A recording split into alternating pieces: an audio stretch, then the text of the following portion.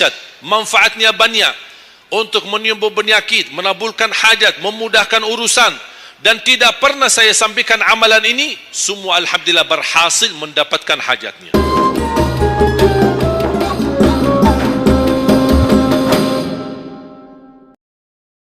Sedekah subuh.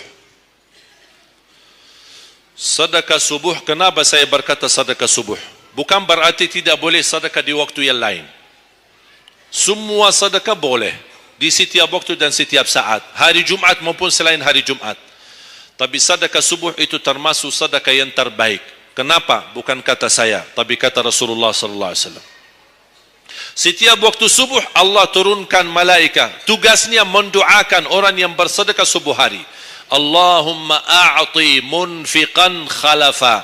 Ya Allah, ganti yang lebih baik bagi orang yang infak di subuh hari. Ibu-ibu lagi halangan tidak salat, sebelum beraktivitas isi sedekah subuh. Anda tidak usah susah-susah mencari anak yatim dan orang miskin di subuh hari. Mulai hari ini masing-masing bikin kotak amal atau botol atau kaleng, simpan di rumah. Setiap habis salat subuh sebelum beraktivitas isi sedekahnya. Apalagi kalau sedekah itu disertai doa. Begitu anda sedekah, sebutkan hajatmu. Ya Allah, dengan berkah sedekah ini, ya Allah, saya ingin nikah. Mudahkan jodoh. Nikah lagi juga boleh doa, tidak apa-apa. Ada yang sedang melamar kerjaan, anda isi, wallahi dahsyat, amalan ini wallahi dahsyat, manfaatnya banyak untuk menyembuh penyakit, menabulkan hajat, memudahkan urusan, dan tidak pernah saya sampaikan amalan ini, semua alhamdulillah berhasil mendapatkan hajatnya. Begitu anda isi, doa, ya Allah, dengan berkah sedekah ini mudahkan lamaran kerjaan saya. Ya Allah, dengan berkah sedekah ini mohon titipkan pahalanya untuk kedua orang tua saya. Kalau ada yang merasa dirinya suka marah, suka emosi, ya Allah, dengan berkah sedekah ini tenangkan hati dan jiwa saya agar tidak emosi lagi. Ya Allah, dengan berkah sedekah ini karuniai kepada aku anak penghafal Al-Quran. Bu, jemaah sekalian, saya berkeluarga 12 bersaudara, timnas. Dan kami memang sudah disusun satu lusin, 12 ini mempersiapkan kalau timnas kita belum mampu membawa juara, insyaAllah kami sekeluarga siap mengganti timnas. Alhamdulillah dari saudara saya 12 ini 10 penghafal Al-Quran. Tapi orang tua saya awam, percaya enggak? Orang tua saya bukan ulama, bukan kiai, bukan ustaz.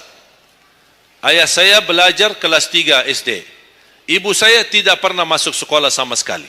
Sampai usia 40 tahun masih buta huruf, tidak bisa baca Quran. Tapi Allah berikan karunia keturunan penghafal Al-Quran. Berkat apa? Salat mereka dan sedekah mereka, termasuk doa. Itu perjuangan mereka. Alhamdulillah sekarang ayah saya, ibu saya penghafal Al-Quran, yang jadi gurunya anaknya sendiri. Sekarang di Indonesia saya bawa 5 adik saya dan ditugaskan menjadi imam tarawih. Saya bawa mereka pindah dari Arab kemari. Ada 5. Yang perempuan sudah dinikahkan sama orang Indonesia, orang Jakarta. Dan saya dorong adik saya yang perempuan untuk menghafalkan suaminya biar jadi penghafal Quran. Yang 4 laki-laki, ada yang 2 bawa istrinya masing-masing dari Arab, yang 2 lagi saya nikahkan di Indonesia sama orang Indonesia. Ada 1 sama orang Sunda, 1 sama orang Lombok. Jangan khawatir Bu, masih ada lagi. Bahkan saya dorong adik-adik saya semua wajib nikah 4. Masing-masing 4 istri. Kenapa? Supaya banyak keturunan. Kalau bisa setiap satu istri 12, satu lusin. Masya Allah, luar biasa. Mengapa? Karena kita punya perjuangan yang masih panjang. Cita-cita saya mencetak 1 juta penghafal Al-Quran di Indonesia. Ketika saya datangkan adik saya tugaskan sama mereka dan tegas, kalau kalian datang hanya mau berhiburan, pulang. Kalian di sini untuk bersama-sama memperjuangkan untuk mencetak 1 juta penghafal Al-Quran. Dan alhamdulillah program ini sudah jalan. Dan kita terus memperjuangkan, dan saya harap semua jamaah insya-Allah berkenan terlibat dalam program ini. Cita-cita saya, semua masjid se-Indonesia insya-Allah diimami imam penghafal Al-Quran 30 juz. Bahkan lebih hebat lagi cita-cita saya, insya-Allah saya yakin akan terjadi. Insya-Allah di demikian hari, di waktu yang Allah insya-Allah tentukan, insya-Allah presiden kita penghafal Al-Quran. Coba, ya Allah, rasanya enak. Langsung diumumkan di Masjid Istiqlal, khatib dan imam salat Idul Fitri, penghafal Al-Quran 30 juz, Presiden Republik Indonesia. Oh, mantap. Imam salat Idul Adha, Presiden kita. Salat Jumat, khatib dan imam, Presiden kita. Tidak perlu ganti imam. Udah, tidak perlu ganti imam, subhanallah, luar biasa. Coba, saya kagumi ketika membaca dan melihat YouTube-nya Presiden Erdogan, Turki. Walaupun beliau bukan penghafal Al-Quran, tapi murattal bacaannya beliau, Masya Allah. Mana ada sekarang presiden di dunia Islam sebagaimana bacaannya yang benar. Ini sudah saatnya, tapi bukan sekarang ya, nanti maksud saya, sabar dulu. Nanti jadi kacau nanti, semua, sabar dulu. Insya Allah ada waktunya, insya Allah. Mulai dari sekarang kita ayo bersama-sama mempersiapkan untuk kalau anda gagal menjadi penghafal Al-Quran, jangan gagal anakmu, cucumu, generasi yang ini semua. Kita melihat, saya bangga, kenapa saya semangat untuk mencetak 1 juta penghafal Al-Quran? Itu berkatnya acara Hafiz Indonesia. Nonton kan acara Hafiz Indonesia? Nangis ya? Habis tisu kan? Tahu enggak salah satu karunia Allah untuk Indonesia?